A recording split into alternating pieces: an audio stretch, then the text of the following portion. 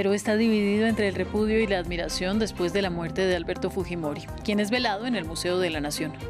Mientras el gobierno de Dina Boluarte decretó 3 días de duelo nacional, grupos de oposición convocaron a una marcha por la dignidad para recordar las violaciones de derechos humanos del exmandatario. Estados Unidos sancionó a 16 funcionarios venezolanos, entre ellos la presidenta del Tribunal Supremo de Justicia, en medio de la tensión tras los resultados de las elecciones presidenciales.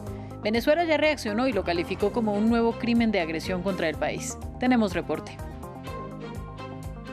Y la OMS evacuó 97 pacientes y 155 acompañantes de Gaza a Emiratos Árabes Unidos para recibir tratamiento médico.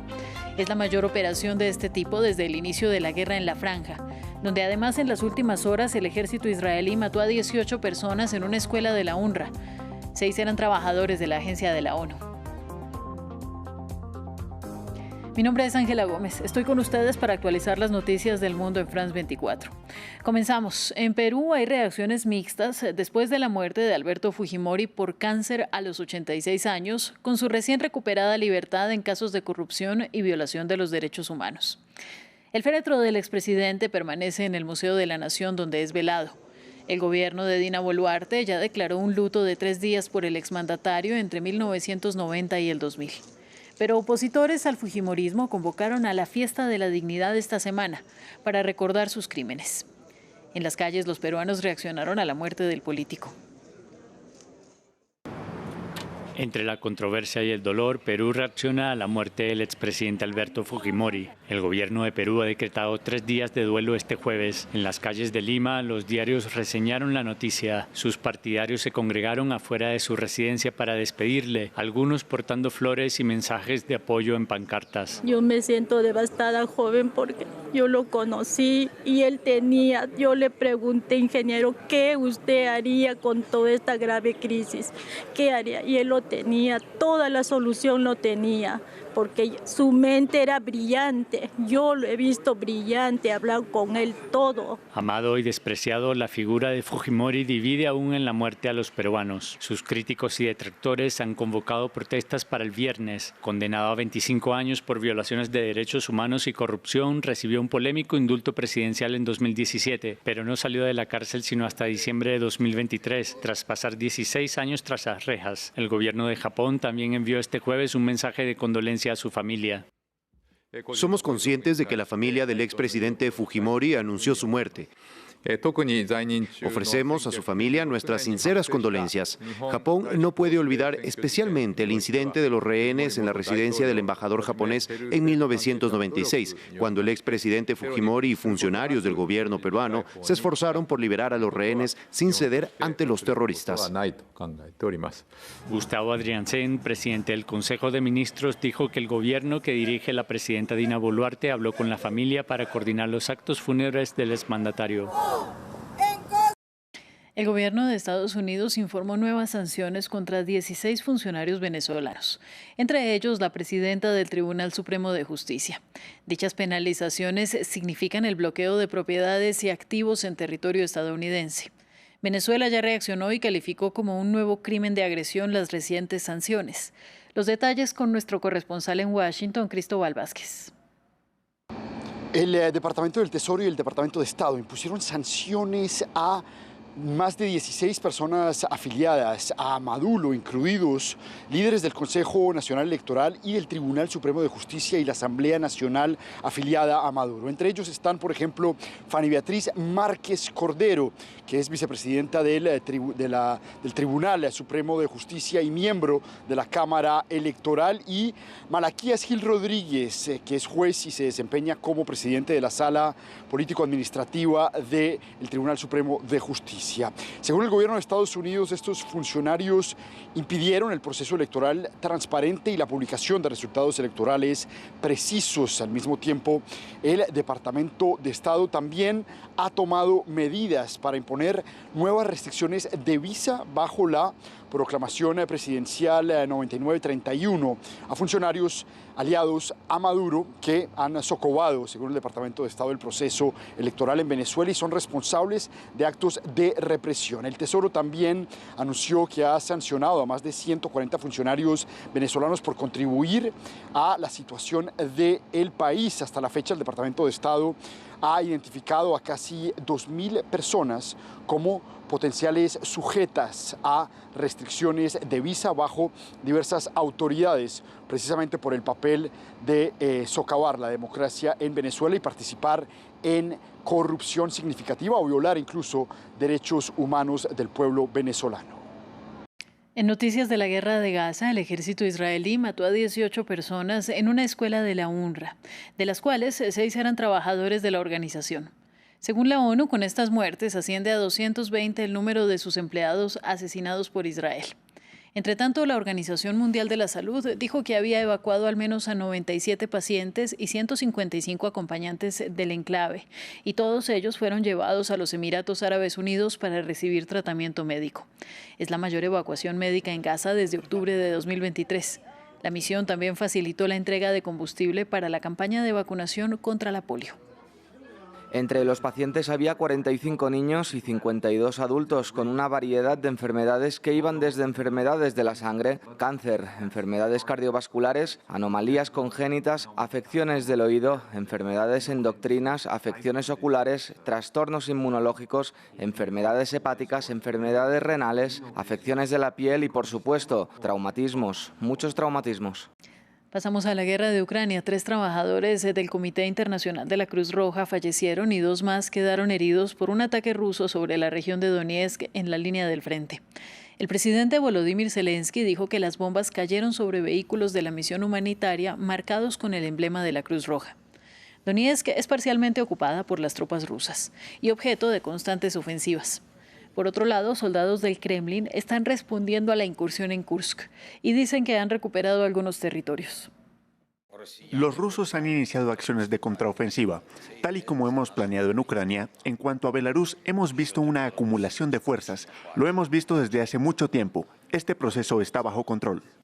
Vamos al este de Europa. Tras haber visitado Ucrania el miércoles junto al ministro británico de Asuntos Exteriores David Lammy, el secretario de Estado estadounidense Antony Blinken hizo una última parada en Polonia. El jefe de la diplomacia estadounidense se reunió con diferentes dirigentes polacos para abordar el apoyo militar a Ucrania. Polonia respaldó la demanda de Kiev de levantar las restricciones sobre el uso de armas de largo alcance contra Rusia, pero Washington aún no aprueba el pedido. Más detalles con William Gassó. Después de una visita a Ucrania, una parada en Polonia, Antony Blinken fue recibido en Varsovia con un tema clave en el centro de las discusiones: la ayuda militar a Kiev. El país vecino sirve de principal puerta de entrada del apoyo militar occidental y respaldó la demanda de Ucrania de levantar las restricciones sobre el uso de armas de largo alcance contra Rusia. Como Occidente, debemos seguir entregando a Ucrania sistemas avanzados de defensa antiaérea y también, en nuestra opinión, levantar las restricciones sobre el uso de armas de largo alcance. El uso de estas armas constituye una línea roja para Estados Unidos. Washington teme que golpear directamente el territorio ruso cause una escalada en el conflicto. En Varsovia, Antony Blinken evitó el tema. En el futuro haremos exactamente lo que ya hemos hecho, es decir, nos ajustaremos, nos adaptaremos si es necesario, incluso en lo relativo a los medios a disposición de Ucrania para defenderse eficazmente contra la agresión rusa. Volodymyr Zelensky lamentó una vez más este bloqueo. El presidente ucraniano está convencido de que el uso de estas armas permitirán resistir mejor la invasión rusa. Hay retraso en el proceso de utilización de las armas de las que habla, que, por cierto, siguen siendo muy pocas. Retrasar este proceso conduce a que Rusia traslade estos objetivos militares más al interior de Rusia. En el campo de batalla, la situación sigue siendo compleja. Zelensky informó este jueves de una contraofensiva rusa masiva en la región de Kursk, mientras continúan los bombardeos rusos sobre suelo ucraniano. En noticias económicas, el Banco Central Europeo decidió bajar por segunda vez en el año las tasas de interés y toma así la delantera frente a la Reserva Federal, que ha sido más cautelosa y que en el mejor de los casos podría reducir los intereses en su reunión de la próxima semana. Esther Herrera, nuestra corresponsal en Bruselas, nos contó más temprano los detalles. Buenos días. Tal y como se esperaba, el Banco Central Europeo ha rebajado los tipos de interés 25 puntos, la segunda bajada de este año, después de que en julio decidiera pausar este descenso. El Eurobanco quiere actuar con cautela, reunión a reunión, según la disponibilidad de los datos.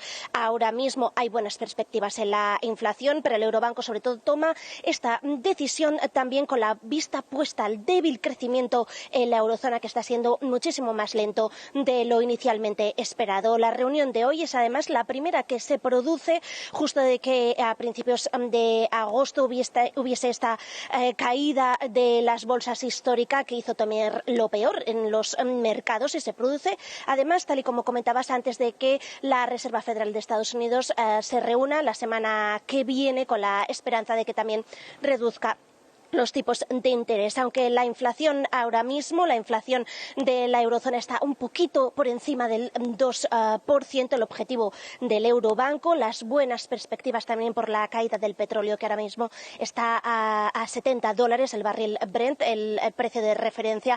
La moderación de los salarios también lleva a pensar que el Banco Central Europeo esté preparando ya sus futuras reducciones también de los tipos de interés en los próximos meses. Ahora mismo, con la decisión de hoy, estará el tipo de interés en el 3,5%.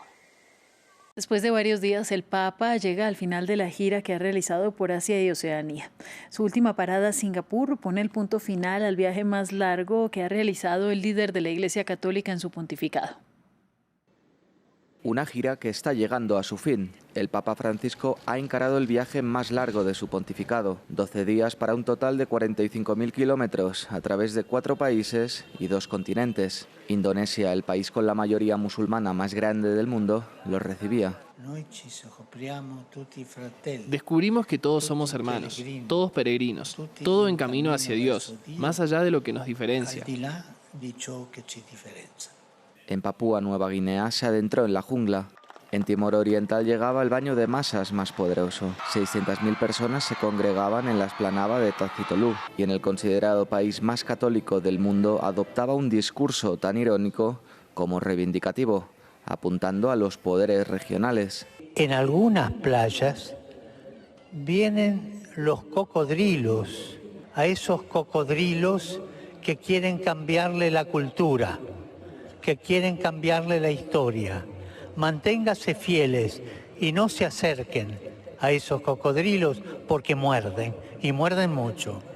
En Singapur, su última parada, pidió mejores salarios para los miles de migrantes que alberga el pequeño país asiático. Espero que se preste especial atención a los pobres y los ancianos, cuyo trabajo ha asentado las bases del Singapur que vemos hoy, así como a la protección de la dignidad de los trabajadores inmigrantes. Estos trabajadores aportan mucho a la sociedad y deben tener garantizado un salario justo. Un largo periplo que, por su duración e intensidad, manda un mensaje de tranquilidad a sus simpatizantes. SpaceX impulsa la primera caminata espacial privada. La misión Polaris Dawn ha logrado un hito en la exploración comercial, al permitir que astronautas no profesionales lleven a cabo una hazaña que hasta el momento solo habían conseguido las principales agencias espaciales del mundo. Es el primer ciudadano privado que ha caminado por el espacio. A 1.500 kilómetros de la Tierra, Jared Isaacman está probando un nuevo traje espacial para ver cómo se comporta en el vacío del espacio. Es el clímax de una misión audaz. Con menos de 3 años para prepararse, el multimillonario de la tecnología dirigió una tripulación de 4 personas a bordo de una nave de SpaceX, que ha llegado lo más lejos que los seres humanos han estado desde los alunizajes. La nave no tiene una esclusa de aire, lo que significa que todo lo que había dentro, incluidos los otros 2 miembros de la tripulación también estaban expuestos. Isaacman financió la misión, cuyo coste se estima en cientos de millones de dólares. Lo hizo para ayudar a SpaceX en su empeño por poner a un hombre en Marte. Imagino que mucha gente algún día en el futuro va a estar, tal vez incluso familias rebotando por la superficie lunar en su traje EVA de SpaceX. Ciertamente es posible. El paseo espacial es solo parte de una aventura. La misión Polaris Dawn también está probando un sistema de comunicaciones láser y estudiando los efectos de la descompresión y la radiación en el cuerpo humano. Los primeros paseos espaciales se realizaron en 1965. Hasta ahora, solo las agencias espaciales rusa, china y estadounidense han logrado esta hazaña. Siga en France 24 y France24.com. Buenas tardes.